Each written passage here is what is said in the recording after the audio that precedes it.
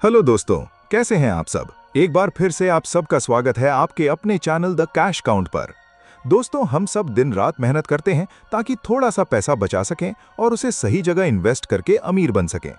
लेकिन जरा सोचिए, क्या हुआ अगर कोई इंसान बिना कोई बंदूक उठाए, बिना कोई तिजोरी तोड़े, सिर्फ अपने शातिर दिमाग और मीठी बातों से दुनिया के सबसे बड़े बैंकों, सरकारों और अरबपतियों के लाखों करोड़ों रुपए उड़ा ले जाए। जी हाँ, आज हम बात करेंगे इतिहास के 5 सबसे बड़े और हैरान कर देने वाले फाइनेंशियल स्कैम्स यानी पैसों के घोटालों के बारे में। इन घोटालों के पीछे ऐसे शातिर दिमाग थे जिन्होंने पूरी दुनिया के फाइनेंशियल सिस्टम को घुटनों पर ला दिया। और यकीन मानिए, नंबर 1 पर जो महा घोटाला है, उसने तो रातों रात लाखों लोगों को सड़क पर ला दिया और पूरी दुनिया में मंदी ला दी थी। तो चलिए इस रोमांचक सफर को शुरू करते हैं, लेकिन आगे बढ़ने से पहले वीडियो को लाइक और चैनल को सब्सक्राइब करना बिल्कुल मत भूलिएगा। शुरुआत करते हैं नंबर 5 से, और यहाँ नाम आता है उस इंसान का जिसने धोखेबाजी का एक ऐसा तरीका इजाद किया जो आज भी धड़ल्ले से चल रहा है। हम बात कर रहे हैं चार्ल्स पॉन्जी की। साल 1920 में इस बंदे ने अमेरिका में एक स्कीम शुरू की। उसने लोगों से कहा कि वो इंटरनेशनल पोस्टल कूपन्स के जरिए सिर्फ 45 दिनों में उनका पैसा डबल यानी 2 गुना कर देगा। लोग लालच में आ गए और करोड़ों रुपए इन्वेस्ट कर दिए। लेकिन ट्विस्ट ये था कि पॉन्जी कोई बिजनेस नहीं कर रहा था। वो बस नए इन्वेस्टर्स का पैसा लेता और उससे पुराने इन्वेस्टर्स को प्रॉफिट बताकर दे देता। जब तक नए लोग आ रहे थे, सिस्टम मस्त चला, लेकिन जैसे ही नए लोग आना बंद हुए, ये ताश के पत्तों की तरह ढह गया। पॉन्जी ने उस जमाने में लोगों के $20 मिलियन यानी आज के हिसाब से करीब 2000 करोड़ रुपए डुबा दिए। इसी के बाद से ऐसी स्कीमों का नाम पॉन्जी स्कीम पड़ा। नंबर 4 पर आता है कॉर्पोरेट इतिहास का सबसे शर्मनाक घोटाला, दी एनरॉन स्कैंडल।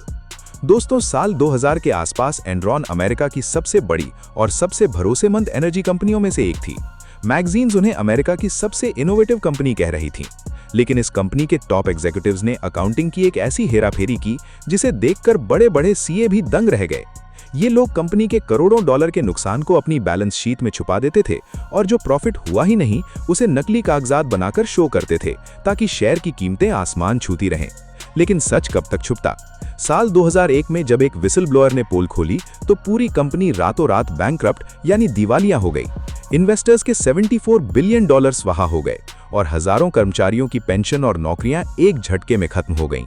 नंबर 3 पर आता है डिजिटल जमाने का सबसे बड़ा धोखा, वन कॉइन क्रिप्टो स्कैम। जब साल 2009 के बाद बिटकॉइन पॉपुलर हो रहा था, तब साल 2014 में बुल्गारिया की एक महिला रूजा इग्नाटोवा सामने आई, जिसे दुनिया क्रिप्टो क्वीन के नाम से जानने लगी। उसने ऐलान किया कि वो वन कॉइन नाम की एक नई क्रिप्टो करेंसी ला रही है जो बिटकॉइन को हमेशा के लिए खत्म कर देगी। उसने बड़े बड़े होटल्स में सेमिनार किए और दुनिया भर के लोगों को अमीर बनने का सपना दिखाकर इसमें इन्वेस्ट करने पर मजबूर किया। लेकिन असलियत ये थी कि वन कॉइन के पीछे कोई ब्लॉकचेन टेक्नोलॉजी थी ही नहीं। वो बस एक कंप्यूटर स्क्रीन पर नकली नंबर्स दिखा रही थी। साल 2017 में जब इस $4 बिलियन यानी करीब 33,000 करोड़ रुपए के घोटाले का पर्दाफाश होने वाला था, रूजा इग्नाटोवा रातों रात गायब हो गई और आज तक FBI उसे ढूंढ रही है। अब बात करते हैं नंबर 2 की, जिसने इतिहास का सबसे बड़ा पर्सनल पॉन्जी स्कैम किया, बर्नी मेडॉफ। दोस्तों, बर्नी मेडॉफ कोई मामूली चोर नहीं था। वो नैस्डैक स्टॉक एक्सचेंज का पूर्व चेयरमैन था और वॉल स्ट्रीट का भगवान माना जाता था। दुनिया के बड़े बड़े सेलिब्रिटीज, स्विस बैंक और अरबपति अपना पैसा आंख मूंद कर मेडॉफ को इन्वेस्ट करने के लिए देते थे, क्योंकि वो हर साल बिना फेल हुए 10 से 12% का रिटर्न देता था। लेकिन मेडॉफ भी वही पुराना चार्ल्स पॉन्जी वाला गेम खेल रहा था। नए लोगों के पैसे से पुराने लोगों को रिटर्न दे रहा था।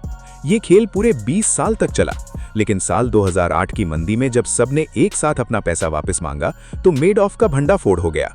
ये घोटाला पूरे $65 बिलियन यानी करीब 5.4 लाख करोड़ रुपए का था। मेडॉफ को 150 साल की जेल हुई और उसने जेल में ही दम तोड़ दिया। और अब नंबर 1, इतिहास का वो सबसे बड़ा घोटाला जिसने किसी एक कंपनी को नहीं बल्कि पूरी दुनिया की इकोनॉमी को तबाह कर दिया, द 2008 फाइनेंशियल क्राइसिस। दोस्तों, इसे अमेरिका के बड़े बड़े इन्वेस्टमेंट बैंक्स और वॉल स्ट्रीट के दिग्गजों ने मिलकर अंजाम दिया था। बैंकों ने ऐसे लोगों को लाखों करोड़ों के होम लोन बांट दिए जिनकी लोन चुकाने की हैसियत ही नहीं थी, जिन्हें सब प्राइम लोन कहा गया।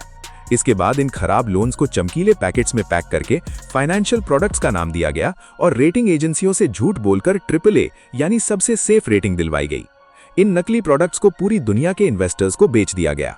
साल 2008 में जैसे ही लोगों ने लोन की किश्तें देना बंद किया, अमेरिका के सबसे बड़े बैंक लेमन ब्रदर्स जैसे दिग्गज धराशायी हो गए। इस एक घोटाले की वजह से पूरी दुनिया में ऐसी मंदी आई कि करोड़ों लोगों की नौकरियां चली गईं और ट्रिलियंस ऑफ डॉलर्स का नुकसान हुआ। तो दोस्तों, ये थे इतिहास के वो 5 सबसे शातिर और बड़े वित्तीय घोटाले जो हमें सिखाते हैं कि जब भी कोई आपको बिना रिस्क के रातों रात अमीर बनने का सपना दिखाए, तो समझ जाना कि दाल में कुछ काला नहीं बल्कि पूरी दाल ही काली है। वैसे दोस्तों, इन सभी घोटालों में से आपको सबसे शातिर दिमाग किसका लगा? और क्या आपको लगता है कि आज के डिजिटल जमाने में भी लोग ऑनलाइन फ्रॉड्स का शिकार आसानी से बन जाते हैं? अपनी राय मुझे नीचे कमेंट्स में जरूर बताएं। अगर आज की वीडियो इन्फॉर्मेटिव लगी हो तो द कैश काउंट को अभी सब्सक्राइब करें, वीडियो को लाइक करें और शेयर करना बिल्कुल मत भूलिएगा। मिलते हैं अगले एक और धमाकेदार एपिसोड में। तब तक के लिए धन्यवाद और सुरक्षित रहिए।